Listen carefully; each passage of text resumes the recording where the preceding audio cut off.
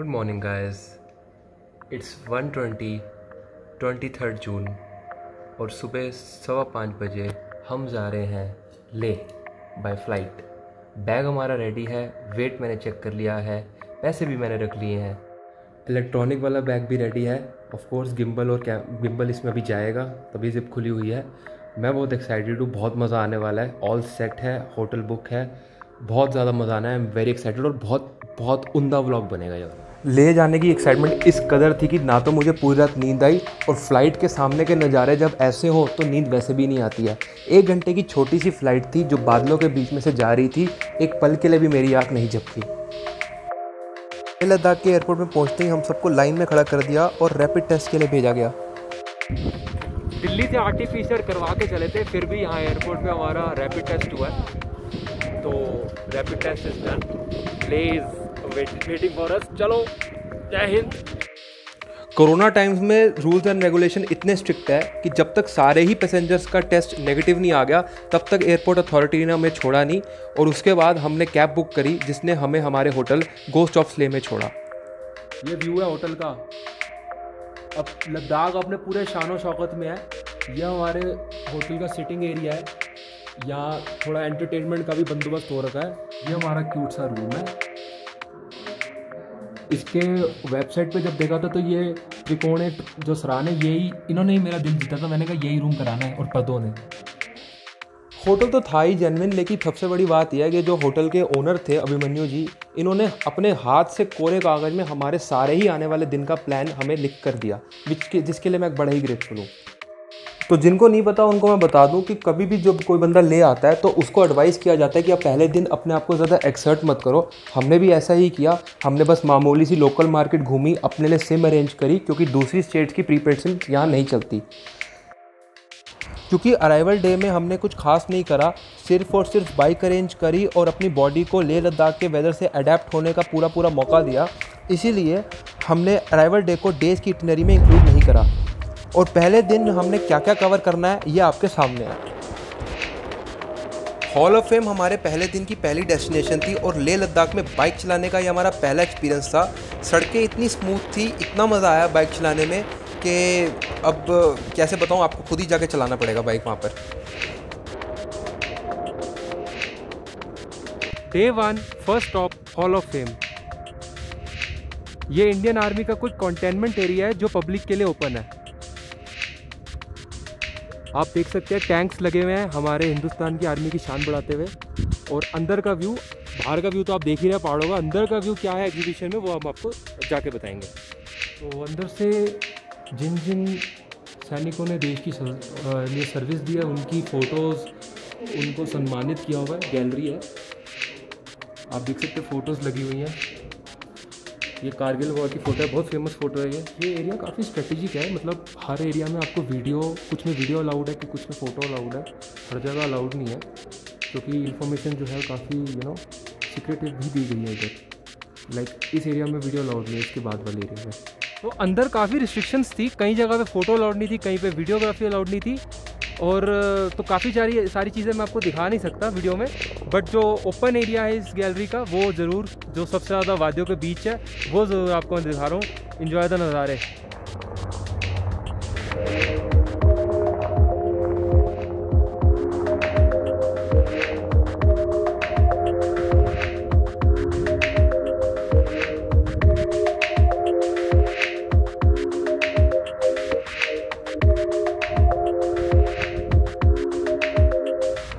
Hall of fame की outside gallery का नज़ारा इतना सुंदर था, ऊपर से यह लहराता हुआ तिरंगा, तो ये बताने की ज़रूरत नहीं है कि हमने काफ़ी सारा टाइम यहाँ पे बिताया और काफ़ी सारी फ़ोटोज़ भी खिंचाई। हॉल ऑफ फेम में ढेर सारी फ़ोटो खिंचवाने के बाद, मन की तसल्ली करने के बाद, हम बढ़े पहले दिन की दूसरी डेस्टिनेशन की ओर, जो कि थी गुरुद्वारा पत्थर साहिब, जो कुछ ही दूर थी हॉल ऑफ फेम से। वादियों के बीचों बीच स्थित गुरुद्वारा पत्थर साहिब को पूरे तरीके से इंडियन आर्मी मेंटेन करती है, और इस गुरुद्वारे की क्या हिस्ट्री है ये आपके सामने है। वाहिगुरू जी का खालसा, वाहिगुरू जी की फतेह। दर्शन करो जी गुरुद्वारा पत्थर साहिब। पिछे पत्थर भी तुसी वेख सकते हो। लख खुशियाँ पातशाही अज सतगुरु महर करे।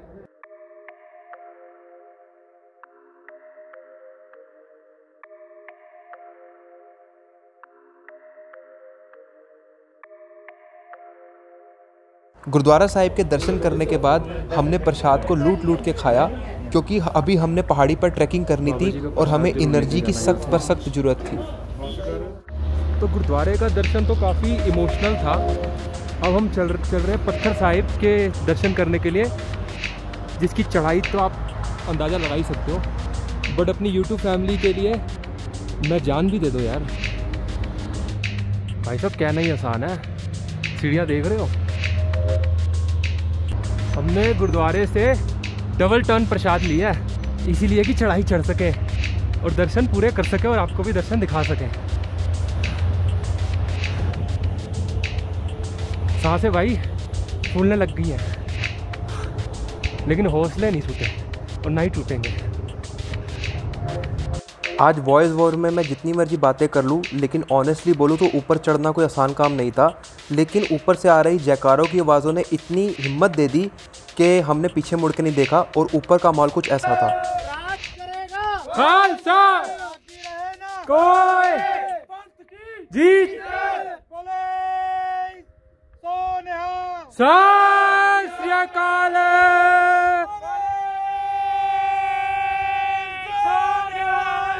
सत श्री अकाल।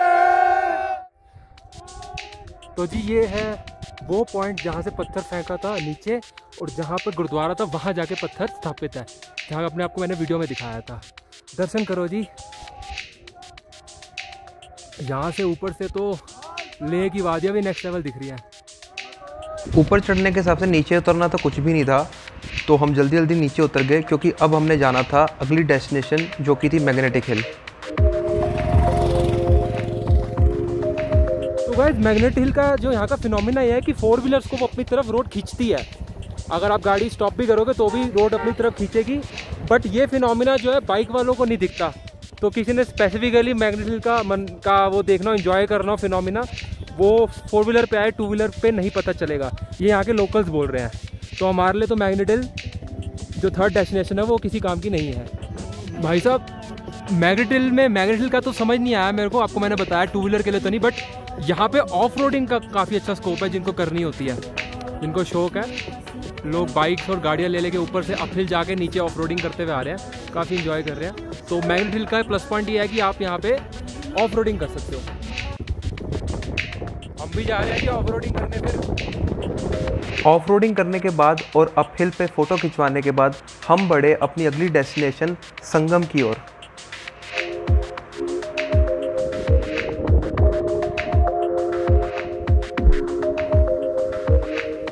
तो संगम वो पॉइंट है जहाँ पे रिवर इंडस और रिवर ज़ांस्कर मिलती हैं। अब इस वीडियो में मुझे ये नहीं पता कि कौन सी इंडस है और कौन सी ज़ांस्कर। अगर आपको पता हो तो कमेंट डाउन बिलो मत करना, क्योंकि ये इंपॉर्टेंट नहीं है। इंपॉर्टेंट ये है कि अगर आपने रिवर राफ्टिंग करनी हो तो यहाँ तक की रिवर राफ्टिंग होती है। 16 किलोमीटर की मिनिमम राफ्टिंग लेह लद्दाख में होती है। संगम पॉइंट पे बैठे बैठे मेरे मन में एक ख्याल आया कि क्यों ना आपको एक और डेस्टिनेशन दिखा दी जाए। तो बस फिर क्या था, मैंने बाइक स्टार्ट करी और हम बढ़ गए दिन की 5वीं डेस्टिनेशन की ओर। तो जब मैं संगम से ले वापस आ रहा था, मेरी नज़र इस सुंदर जगह पे पड़ी और मैंने बाइक घुमाई, वीडियो बनाई, ताकि आप तक ये इंपॉर्टेंट इन्फॉर्मेशन पहुंचा सकूं कि अगर आप इंस्टा रील्स और फोटो के शौकीन हो तो ये जगह आपके लिए बहुत बहुत बहुत ही काम की है। शांति स्तूपा पहुंचते पहुंचते शाम हो चुकी थी और शाम में ये स्तूपा बहुत ही सुंदर लग रहा था, और साथ ही इसके आसपास की सराउंडिंग।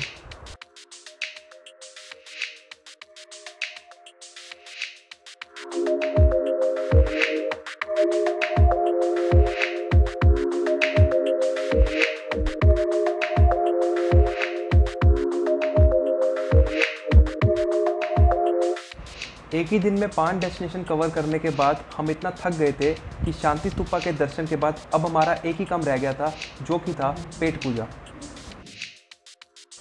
तो शाम को पेट पूजा के लिए गए हम Gizmo restaurant.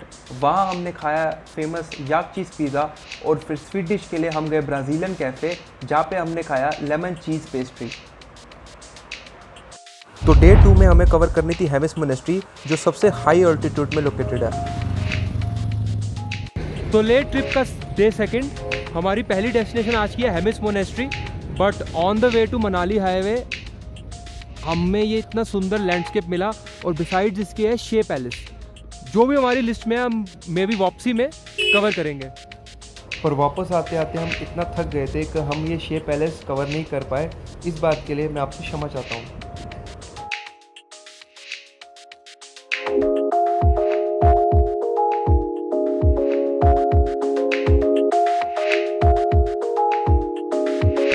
On the way to Hemis monastery. Hemis monastery का रास्ता इतना सुंदर था कि जगह जगह हम अपने आप को फ़ोटो खिंचवाने से रोक नहीं पाए, इसलिए हेमिस मोनेस्ट्री पहुंचते वक्त हम काफ़ी लेट हो गए।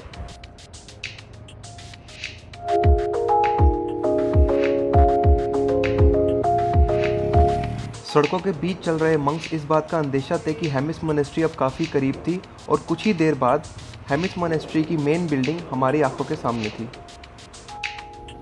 This is the view besides the Hemis monastery. और ये हेमिस मोनेस्ट्री की स्टेयर्स हैं। 2 बंदों की टिकट 100 रुपये की, यही टिकट काउंटर है। चलो अंदर चलते हैं। हेमिस मोनेस्ट्री चारों ओर पहाड़ों से घिरी हुई एक विशाल मोनेस्ट्री थी, जिसको कवर करने के लिए मुझे मोनेस्ट्री के अलग अलग कोनों में जाके कैमरे को लगाना पड़ा। हेमिस मोनेस्ट्री से एसोसिएटेड एक और इम्पॉर्टेंट इन्फॉर्मेशन ये है कि इसके अंदर के टेंपल की वीडियोग्राफी अलाउड नहीं है, इसलिए जो भी व्यू मैं कैप्चर कर पाया वो बस आपके सामने है।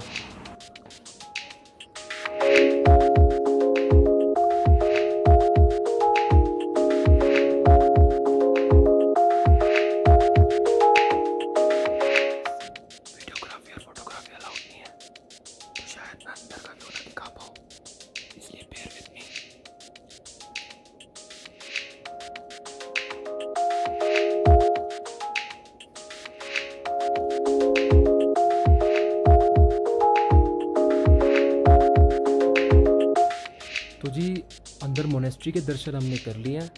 अब हम यहाँ से जा रहे हैं, एक बुद्धिस्ट स्टैचू है नियर बाय, लोकल्स बता रहे हैं, यहाँ के मॉन्क्स बता रहे हैं, वो देखने जा रहे हैं और आपको भी कोशिश करते हैं कि पूरा नज़ारा दिखाएं।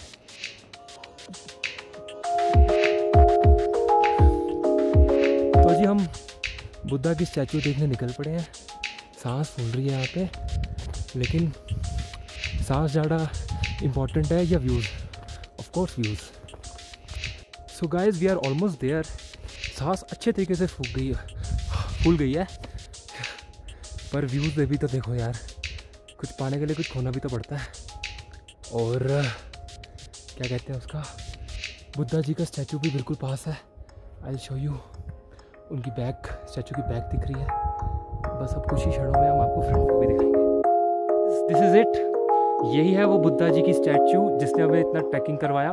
बट ऑफ कोर्स अगर व्यू ऐसा हो तो ऑल वर्थ इट। और ये है वो मोनेस्ट्री जिसके अभी हमने आपको अंदर से दर्शन करवाए थे। तो यहाँ बर्फबारी शुरू हो चुकी है, आप देख सकते हो। हमें यहाँ से भागना पड़ेगा क्योंकि नहीं तो सर्दी से हम बीमार हो जाएंगे।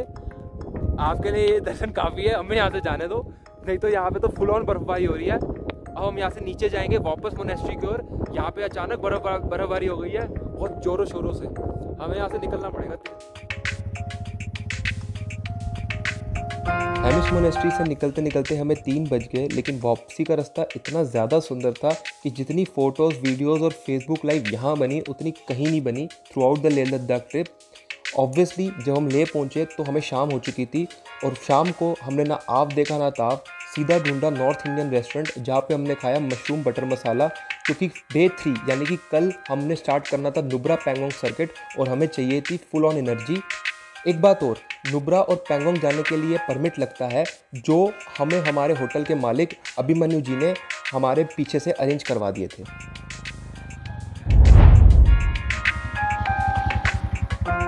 सोचा था रुकूंगा नहीं, लेकिन इतने अच्छे व्यू है कि मेरा मन नहीं मानता कि आप लोगों को बिना दिखाए आगे कदम भी बढ़ाऊं। तो हैव अ व्यू। यहाँ पे इनफैक्ट सारे लोग रुके हैं क्योंकि वर्थ इट जगह है। हमारी bikes, snow cap mountains and route Nubra. तो जिन्हें ये नहीं पता उन्हें बता दूं कि लेह से नुब्रा का डिस्टेंस 160 किलोमीटर से भी ज़्यादा का है। और प्रॉब्लम ये थी कि बीते दिन हेमिस मोनेस्ट्री में हुई अनटाइमली स्नोफॉल से मुझे ठंड लग गई थी, जिसके कारण मुझे लोअर बैक में वल पड़ गया था और मेरे लिए बाइक चलाना बहुत ही मुश्किल हो गया था। इसलिए डे 3 को मैंने कोई खास व्लॉगिंग नहीं करी, बस किसी तरीके नुब्रा वैली पहुंचा।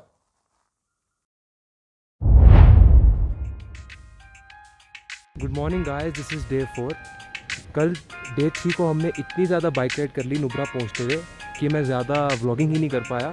बट आज मॉर्निंग में हम इको विलेज नाम के रिजॉर्ट में ठहरे हुए हैं इस नुब्रा विलेज में, और यहाँ के व्यू आपको मैं दिखा रहा हूँ।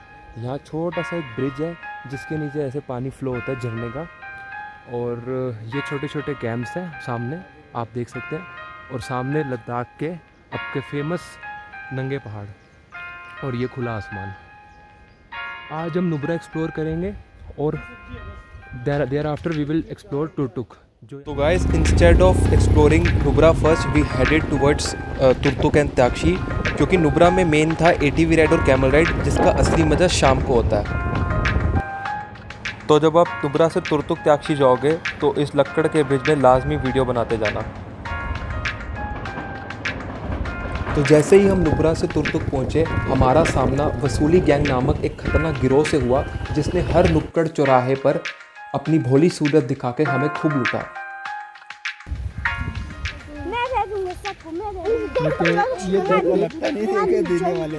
तो अपने आप को बच्चों के हाथों बुरी तरह लुटवाने के बाद हम बढ़े ताक्शी विलेज की ओर, उसकी हिस्ट्री और कल्चर का जायज़ा लेने।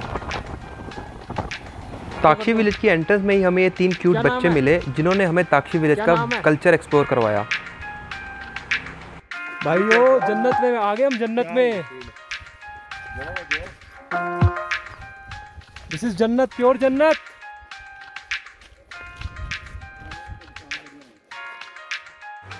ताक्शी विलेज की खूबसूरती ने मुझे मेघालय की याद दिला दी।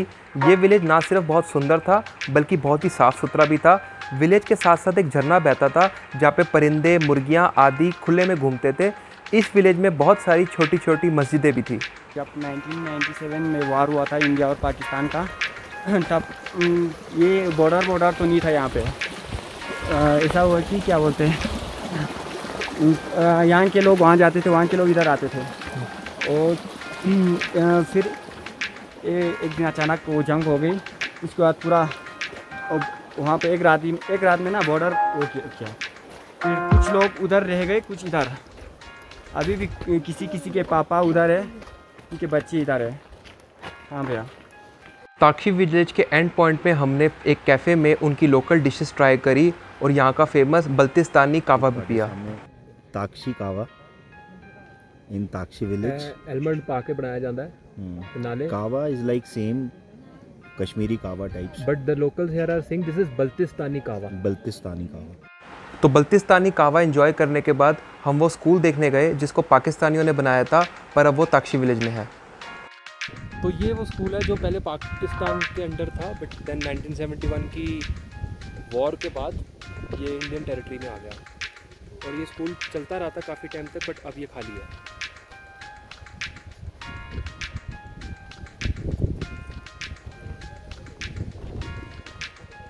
व्यू देख लो भाई सामने से, त्याक्शी का यही है व्यू। अब हम वापस जाएंगे किधर तुर्तुक, कुछ खाना खाने।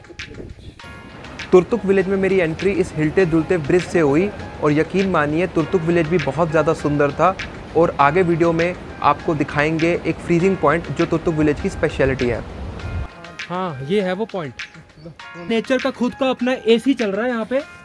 इतनी ठंडी रिफ्रेशिंग हवा जो नहीं मिलेगी कहीं पर except Turtuk itself. Deep breath लो, यहाँ पे मज़ा आ जाता है। चलो। तो तुर्तुक में मोनेस्ट्री और म्यूजियम भी है, बट क्योंकि हमने सबसे high and monastery as per मी जो कि थी हेमिस मोनेस्ट्री देख लिया, तो हम यहाँ से निकल रहे हैं, क्योंकि मैं नुब्रा वैली में अपनी कैमल राइड और एटीवी राइड मिस नहीं करना चाहता, इसलिए हम यहाँ से फटाफट रफू चक्कर हो रहे हैं। गाइस, अलविदा फ्रॉम तुर्तुक। थोड़ा सा ऑफ रोड से आ रहे हैं खेतों के बीच में से, आपको 360 डिग्री व्यू तुर्तुक का दिखाते हुए। क्योंकि डे 4 का मैक्सिमम टाइम हमने ताक्शी और तुर्तुक एक्सप्लोर करने में बिता दिया था, तो वापस नुब्रा के लिए हमने बाइक काफ़ी तेज़ चलाई ताकि 160 किलोमीटर का सफ़र हम जल्द से जल्द कवर कर ले, और दिन ढलने से पहले मैं नुब्रा पहुंचकर अपनी एटीवी और कैमल राइड कर सकूं। मुझे उम्मीद नहीं थी मैं सैंडविच पहुंच पाऊंगा, क्योंकि हम ताक्शी और ये अपना तुर्तुक से काफ़ी लेट हो गए थे, लेकिन अब लगता है लेह का एकदम ट्रिप मक्खन की तरह जा रहा है। कल हमने पैंगोंग जाना है, डे 5 है, कल पैंगोंग जाना है डे 5 को, और मज़ा आ जाएगा। ये देखो जी, गिट्ठे गिट्ठे कैमल। वो कहावत होती है ना कि किस्मत बुरी हो तो कैमल, ये ऊँट पे भी कुत्ता काट जाता है। वो कहावत गलत नहीं है कि ऊँट की गलती है, ये ऊँट ही इतने किट्ठे हैं, इस पर तो कुत्ता वैसे ही जंप मार के काट दे। सैंड ड्यून्स पहुंच के डबल हम्प वाले कैमल्स देख के मेरा मन भर चुका था और मुझे उनकी सवारी करने से ज़्यादा इंटरेस्ट एटीवी राइड में था, तो मैंने डायरेक्टली एटीवी राइड के लिए प्रोसीड करा। वो कहाँ एटीवी कहाँ है? पीछे कहाँ से जाएगा रास्ता? इधर से थोड़ा यहाँ से जाओ। हाँ वो हरे जोड़ी लगी है। अभी हो रही है एटीवी। चलो भैया भगा के ले जाओ। चलो 1000 रुपये की टिकट है एटीवी की। एटीवी वाला मेरा ड्राइवर रेडी है, चलो चले। ट्रैक तक का रास्ता भैया ने खुद ड्राइव करा, जिसके बाद उन्होंने अपनी एटीवी मुझे हैंड ओवर कर दी। एटीवी को सीधा ऑन ट्रैक भगाने से पहले मैंने उसके फंक्शंस चेक करे, अपना हाथ साफ करा और फिर एटीवी को दौड़ाना स्टार्ट करा। ढलती शाम के बीच खुली रेत पर एटीवी दौड़ाने का कितना मज़ा है ये तो आपको मेरी मुस्कुराती हुई शक्ल से ही पता चल गया होगा। सारा टाइम भैया आपके पीछे बैठता है, आपको अच्छी तरह से गाइड करता है और आपका फ़ोटोशूट भी करता है। इन शॉर्ट 1000 रुपये की टिकट में पैसा वसूल। ऊपर आपको एक स्लोप मिलेगा sir. No brake no race, no race no race,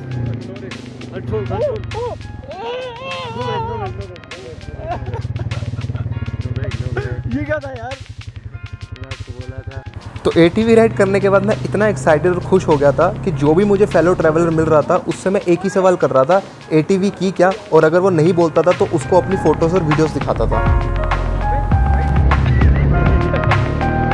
तो इसी तरह हंसते खेलते हमने डे 4 को एंड करा और डे 4 की रात के लिए हमने एक दूसरा होम स्टे हिमालयन बंकर चुना था, जो कि बहुत ही सुंदर था।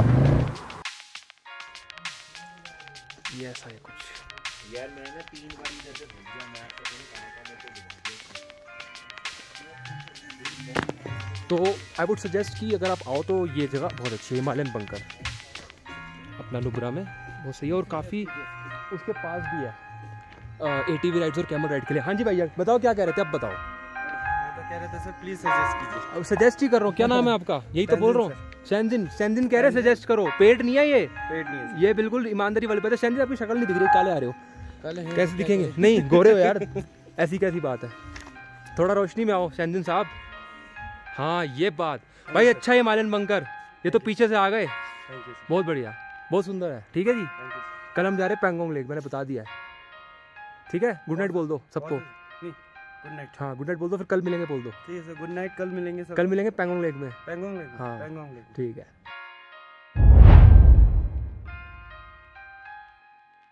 So guys good morning, this is day 5।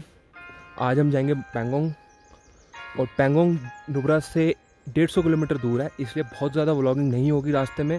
और हम थोड़ा सा लेट हैं क्योंकि 8:30 हो रहे हैं और कहते हैं जल्दी निकलना चाहिए सुबह, क्योंकि वहाँ पे पानी भर जाता है, एक रिवर क्रॉसिंग आती है, वहाँ पे पानी डेप्थ ज़्यादा हो जाती है और फिर हम बाइक वाले जो है उनको निकलने में ट्रबल होती है। तो ठीक है निकलते हैं। रास्ते का व्यू जो मेस्मराइजिंग होगा, एकदम नेक्स्ट लेवल मेस्मराइजिंग होगा, वो तो आपको दिखाएंगे ही दिखाएंगे।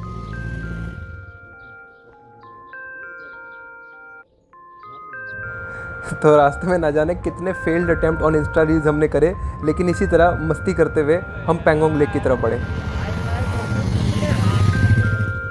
नुब्रा से पैंगोंग के लिए मेरे पास एवेंजर थी, जो कि मुझे बड़ी मुश्किल हो रही थी चलाने के लिए, इसलिए डुब्रुक पहुंच के मैंने अपनी एवेंजर एक शॉप पे खड़ी कर दी और उसके बाद अपने फ्रेंड के साथ क्लब कर लिया हिमालयन पे। नुब्रा से पैंगोंग जाते वक्त हमें बहुत सारे प्रकार के जानवर दिखे, जो अभी आप भी देखोगे।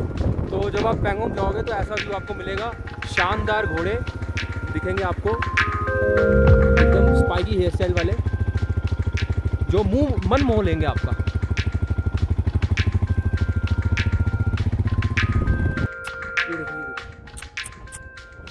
घोड़ों के अलावा हमें हिमालयन याक और हिमालयन मरमट यानी कि जायंट स्क्विरल भी दिखी। तो जगह जगह रुक रुक के हमने जानवरों को कैप्चर करा, इस वजह से हम लेट हो गए और जब हम पैंगोंग लेक पहुंचते तो शाम हो चुकी थी। अब पैंगोंग लेक की स्टार्टिंग पॉइंट में कई सारे टेंट और गेस्ट हाउसेस थे, जो हमें बिल्कुल भी रीजनेबल नहीं लगे, क्योंकि ना तो वहाँ पे फुल टाइम इलेक्ट्रिसिटी थी और ना ही नेटवर्क। अब भगवान की दी हुई किस्मत कह लो या कुछ भी कह लो, हम तुक्के से पैंगोंग लेक से 10 किलोमीटर आगे एक मान विलेज पहुँचे, जहाँ पे हमें होम स्टे मिला। तो जिस रात हम पैंगोंग लेक पहुँचे उस रात तो हम बेहोशी की नींद सो गए, लेकिन मॉर्निंग में मैंने देखा कि जो लोग पैंगोंग लेक की स्टार्टिंग पॉइंट तक पहुँचे थे उनमें से एक भी यहाँ मान विलेज तक नहीं आया था।